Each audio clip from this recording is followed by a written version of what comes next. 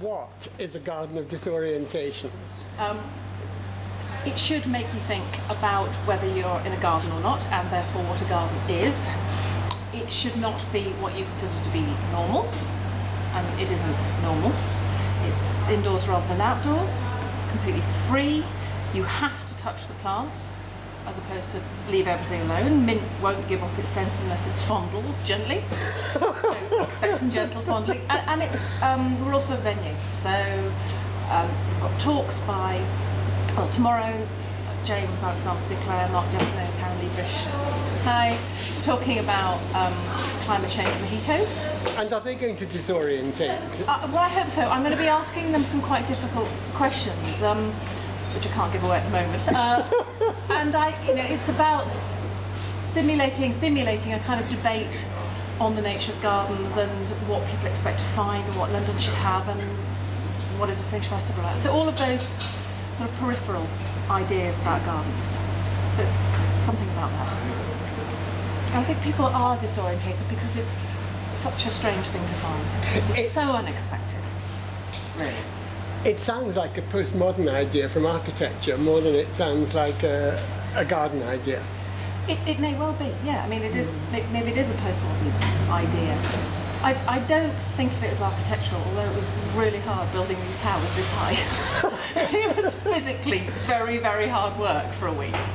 Did you build them? Yeah, we had to make the bases and then climb on the bases and have people lift the top section up. I mean, it was really quite extraordinary. Were you insured? Yes. we are at this moment insured. Believe me, they're not falling over. And then weird things happen around here, lovely weird things. So the butchers of Smithfield and Costain, who are the big contractors for Crossrail, are always crossing and saw what was going on, peeping in but not daring to come in.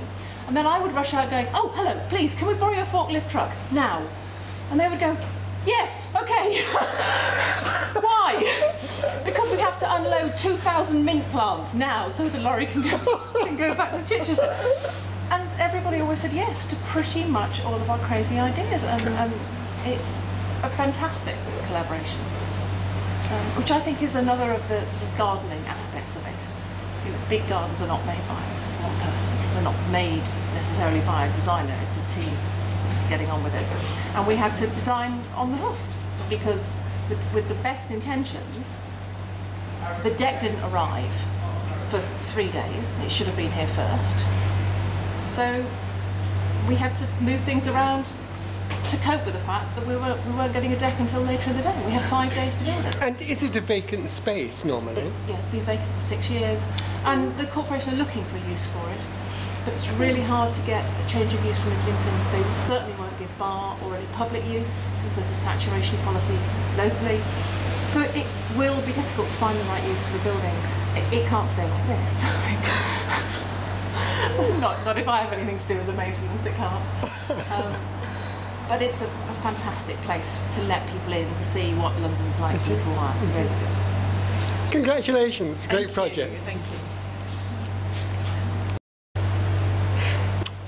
I've been trying to visit them, but they're not very easy to find, and goodness, it's hot. Yes. Goodness, it's hot. Yeah. It is hot. I think it's a problem of success in some ways. When we set up Fringe and started to talk about what it might be, I think Tim really wanted a number of, the Chaumont Métis style conceptual gardens, as well as the community projects. And in fact, lots of those designers were initially on board saying, yeah, I'd like to do this, I'd like to do that. But they're the gardens that fall by the wayside because they're so difficult to get funded. And I think mine is one that's remained.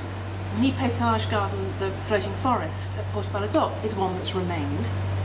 And actually the main contenders in some ways are the community gardens. I mean, Adam Frost made a garden of towers of gabions at the Garden Museum. I've seen it. But it's difficult in the sense of it being a garden because it's like a sculpture. You don't go into it. And you can walk past without noticing it as well. It's also one of its slight problems, yeah. And then the other one, and maybe the oranges and lemons kind of garden as a bigger idea because you can go in there is more of a garden. Hello? Hold on.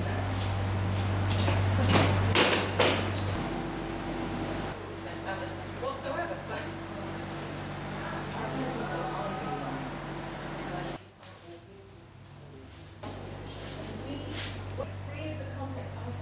So you can bring a bottle of wine on.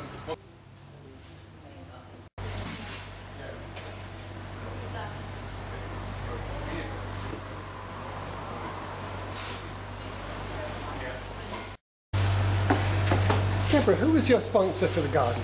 The main sponsor is the Modern Garden Company, and they sell us this really unusual, very plain, beautiful garden furniture. So Lynn Isham really hooked onto the idea and has helped out immensely.